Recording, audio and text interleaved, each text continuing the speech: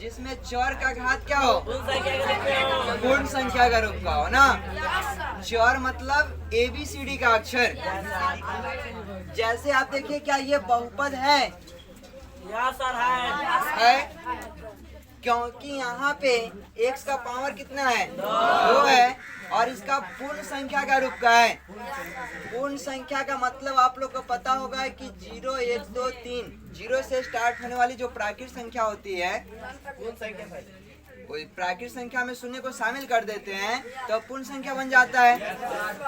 0 से स्टार्ट होता है। अब ये जो है बहुपद का एकदम मुख्य खास बात है कि आपको केवल यही जानना है कि अगर चर का घात पूर्ण संख्या का रूप में है तो हम कह देंगे कि ये क्या है, बहुपद। अब आपसे पूछा जाएगा क्या 5 बहुपद है? कैसे? क्योंकि इसमें x या y किसी भी चर का पावर 0 लिख सकते हैं, है कि नहीं? अगर 5 का 5 y का पावर 0 किसी भी संख्या का पावर 0 1 के समान होता है। 5 से 1 में गुणा होगा तब 5। और यहाँ देखिए y का पावर 0, यह लोकेट कर रहा है कि यहाँ पे चर का पावर पूर्ण संख्या का रूप का है। चर का पावर पूर्ण संख्या का रूप का है ना, तो हम किसी भी डिजिट को भी पूर्ण संख्या कह सकते हैं। आपसे पूछा जाएगा कि इसमें कौन पूर्ण संख्या है? √3, 1/x, 1/2x + 3, x² + 1/x। इसमें से कौन बहुपद है? ये देखो x का पावर कितना है, 2। यहाँ बट्टा में है पावर। आप लोग को पता होगा कि x² जब पावर यहाँ बट्टा में है ऊपर जाएगा तो माइनस में हो जाएगा। x का पावर -1 और माइनस में है तो ये तो बहुपद था, ये बहुपद नहीं है, यानी ये पूरा बहुपद नहीं है। यहाँ देखो बट्टा में x है तो ये भी बहुपद, इस बट्टा में है तो ये भी बहुपद नहीं है, ये ही बहुपद है। देखो देखने में नहीं लग रहा था लेकिन यही बहुपद हुआ। कैसे? क्योंकि यहाँ पे √3 x का पावर कुछ नहीं है तो क्या, 0। ये पूरा चर का घात पूर्ण संख्या के रूप में दर्शा रहा है, ये पूर्ण संख्या के रूप में दर्शा रहा है नहीं। x का पावर ऊपर जाएगा तो माइनस हो जा रहा है। यहाँ भी वैसा ही है। यहाँ भी देखो ये तो था लेकिन इसके साथ जो कॉम्बिनेशन है ये बहुपद के जैसा है लेकिन ये बहुपद नहीं है, लेकिन इसके साथ योग के रूप में है। ये पूरा बहुपद होगा तब ना उसको बहुपद कहेंगे, तो यानी ये बहुपद नहीं होगा। तो बहुपद समझ में आ गया। अब बहुपद आप लोग पढ़े होंगे कि बहुपद का प्रकार होता है। यस सर, पढ़े हैं। रैखिक बहुपद होता है पहला। रैखिक बहुपद किसको कहते हैं? जिसमें चर का घात कितना हो, 1 होता है, उसको हम क्या कहते हैं? रैखिक बहुपद। जैसे x + 1, y + 1, y - 1, z हो सकता है कि नहीं? तो ये सब रैखिक बहुपद है कि नहीं? है। क्योंकि यहाँ x का पावर कितना है? 1, y का पावर 1, यहाँ y का पावर 1, z का पावर 1। तो ये कौन सा बहुपद है? रैखिक बहुपद। रैखिक बहुपद। रैखिक बहुपद से जुड़े आप लोग बात पढ़े होंगे कि रैखिक बहुपद का व्यापक रूप ax + b, ax + b। x क्या कहलाता है? x जो है ये a जो है x का गुणांक है, x के पहले आता है ना, तो यहाँ x का गुणांक जो होगा a होगा। क्या होगा? अचर पद। अचर मतलब जो डिजिट होगा, ABCD का अक्षर नहीं होगा, ये क्या होगा? b है। जैसे सपोज दैट 2x + 3, यहाँ a का मान कितना? 2 और b का मान कितना? 3 है। ये कौन सा बहुपद है? रैखिक बहुपद है। अब रैखिक बहुपद का शून्यक है या मूल कहे या x का वैल्यू कहे या कोई एनी अदर जो है यहाँ पे जो अल्फाबेट है उसका वैल्यू निकालना है तो x है यहाँ पे, तो x का मान कैसे निकाले? इतना बराबर क्या लिखेंगे? 0। अब आप लोग यहाँ देख रहे हैं कि +3 है तो यहाँ कितना आ गया? -3। x बराबर -3 बटा 2। आप लोग पढ़े हैं कि x के पहले वाला a का मान और ये कथी का मान? b का मान, यही ना है। अब ये सूत्र पर बैठ रहा है, देखो माइनस, अब b का मान कितना? 3 अब बट्टा a का मान कितना? यानी ये कौन सूत्र पे बैठ रहा है? माइनस बी बट्टे ए, यानी माइनस बी बट्टे ए इसका शून्य का सूत्र भी हो गया। ठीक है, माइनस बी का है तो माइनस का माइनस, अब बी का मतलब क्या है? अचर पद, और ए का मतलब क्या है? एक्स का गुणांक। ऐसा भी कह सकते हैं, माइनस बी बट्टे ए का है या माइनस अचर पद अब बट्टा क्या? एक्स का गुणांक। अगर पूछा जाए रैखिक बहुपद में अधिकतम घात कितना होता है? एक होता है। शून्य की संख्या कितना होता है? क्योंकि जितना पावर उसका आंसर उतना ही होगा। यहाँ एक्स का पावर एक है तो आंसर क्या होगा? एक माना जाएगा, है कि नहीं? एक शून्य पद भी होता है।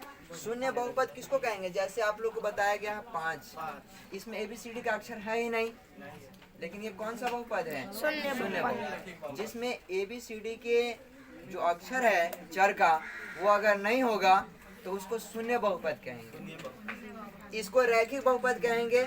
रैखिक बहुपद का जान गए कि सबसे अधिकतम घात जिस बहुपद का एक हो उसको हम क्या कहेंगे? रैखिक बहुपद। यानी मैक्सिमम पावर 1 होगा तो रैखिक कहलाएगा। व्यापक रूप होगा आपका ax प्लस b हो गया। शून्य का सूत्र माइनस बी बट्टे ए का है या माइनस अचर पद अब बट्टा एक्स का।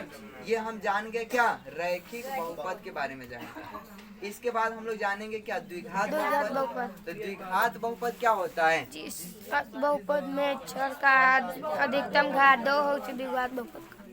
द्विघात बहुपद यही ना है? Yes sir.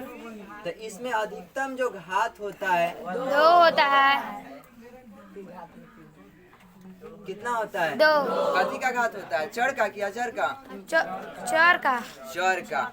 यानी चर का घात अगर मैक्सिमम पावर 2 होगा तो उसको हम क्या कहेंगे? द्विघात। जैसे यहाँ पे देख रहे हैं x का पावर 2 प्लस x प्लस क्या 1 ऐसा दिया है, तो यहाँ पे क्या होगा? ये कौन सा बहुपद है? द्विघात बहुपद।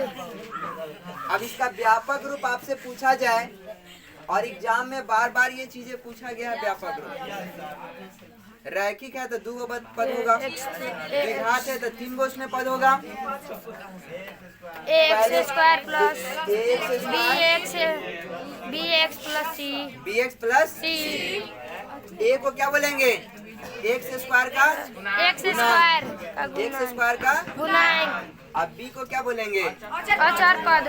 बी को यहाँ एक्स के पहले है ना, एक्स का गुणांक। बी को क्या कहेंगे?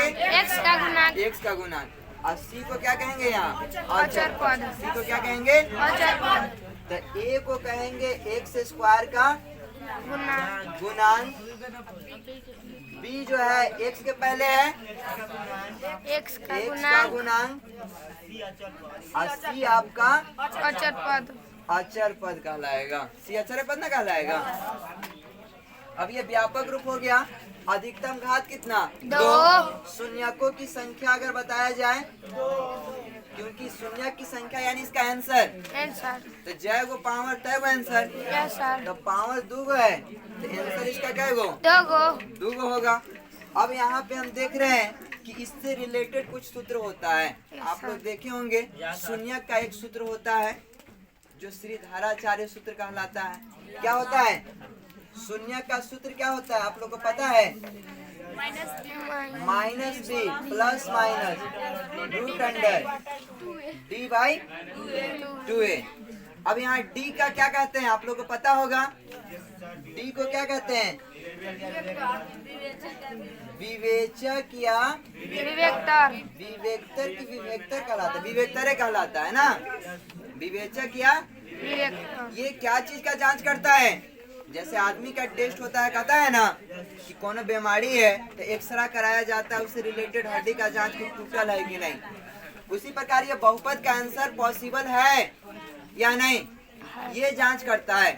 डी निकालते हैं तो डी का सूत्र आपका होता है बी स्क्वायर माइनस 4a। आप लोग पढ़े होंगे कि डी का मान जब 0 होता है तो मूल क्या होता है? वास्तविक और समान होता है।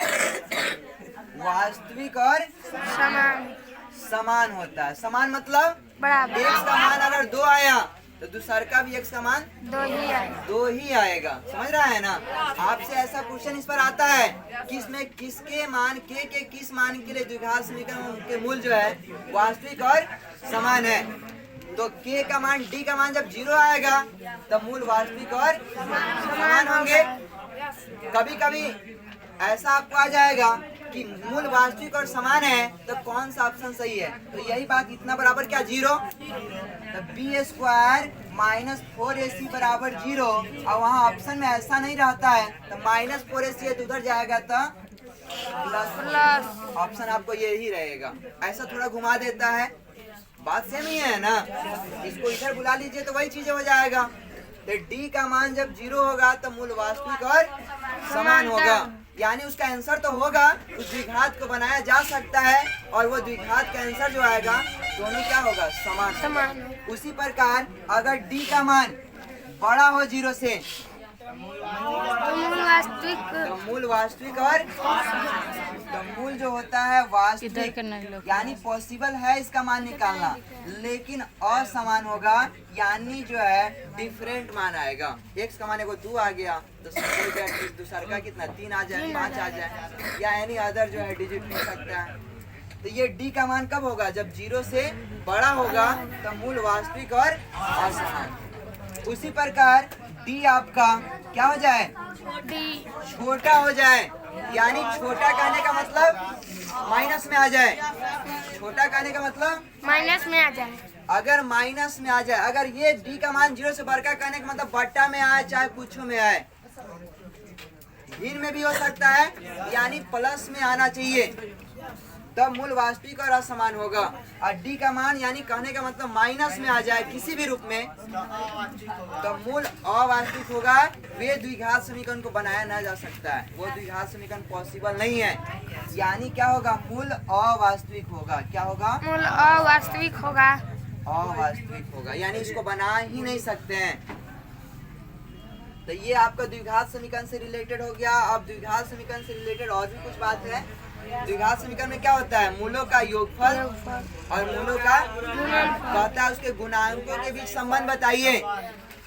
तो उसका गुणांकों के बीच जो संबंध होता है क्या होता है, मूलों का योगफल यानी अल्फा प्लस बीटा बराबर क्या होता है, एक्स स्क्वायर माइनस बी बटे बटे ए बराबर माइनस बी बटे ए कहने का मतलब ए इसको और क्या लिख सकते हैं, माइनस एक्स स्क्वायर मतलब एक्स, यहाँ व्यापक रूप हम लोग पढ़े हैं, a x square plus b x plus c, minus का माइनस। अब बी किसको बोल रहे हैं, एक्स का गुणांक, यस सर, एक्स का, और ए किसको बोल रहे हैं, एक्स स्क्वायर का। इसको ये भी ऑप्शन में हो सकता है, मूलों का योगफल माइनस बी बटे ए, या बहुत टाइम्स आप देखेंगे PYQ में तो वहाँ ऐसा मिल जाएगा माइनस एक्स का गुणांक और बट्टा एक्स स्क्वायर का गुणांक। उसके बाद मूलों का योगफल के अलावा क्या होता है, मूलों का गुणनफल alpha plus beta plus gamma. गुणनफल का मतलब अल्फा क्या इंटू है, beta gamma, alpha into beta beta. सूत्र क्या होता है, सी बटा ए, सी बटे ए को क्या लिख सकते हैं, अचर पद अचर पद, एक्स स्क्वायर का गुणक, और बट्टा एक्स स्क्वायर का गुणक, एक्स स्क्वायर का गुणांक हो जाएगा। इस प्रकार ये क्या है, इसके गुणांकों के बीच संबंध है। ठीक है, इसके अलावा आपसे द्विघात समीकरण से रिलेटेड जो है कुछ और भी बातें जो है लगभग तो बता ही दिए। जो है इसका मूल होता है, वास्तविक होता है, व्यापक रूप, मूलों का योगफल का सूत्र माइनस बी बटे गुणनफल सी बटे। कभी काल ऐसा पूछ लेता है कि मूलों का योगफल और गुणनफल का अनुपात क्या होगा। मूलों का योगफल का सूत्र अनुपात अगर पूछेगा, मूलों का योगफल अथवा मूलों का गुणनफल, तो मूलों का योगफल का सूत्र क्या है, माइनस बी बटे ए, अनुपात का मतलब होता है बट्टा, और गुणनफल का सी बटे ए से ए कैंसिल हो गया, माइनस सी ऐसा जो है आपका जो है हो जाए। अनुपात जिसका पूछे रिस्पेक्टिवली उसी क्रम में हम क्या करेंगे, उसको जो है सजा देंगे। अगर मूलों का गुणनफल और तब मूलों का योगफल का अनुपात पूछे तो पहले मूलों का गुणनफल और तब मूलों का योगफल, और उस प्रकार अनुपात हम क्या करेंगे, निकाल देंगे। तो इस प्रकार आप लोग का जो है द्विघात समीकरण का जानकारी हुआ होगा। तब तक के लिए अलविदा। जय हिंद, जय भारत।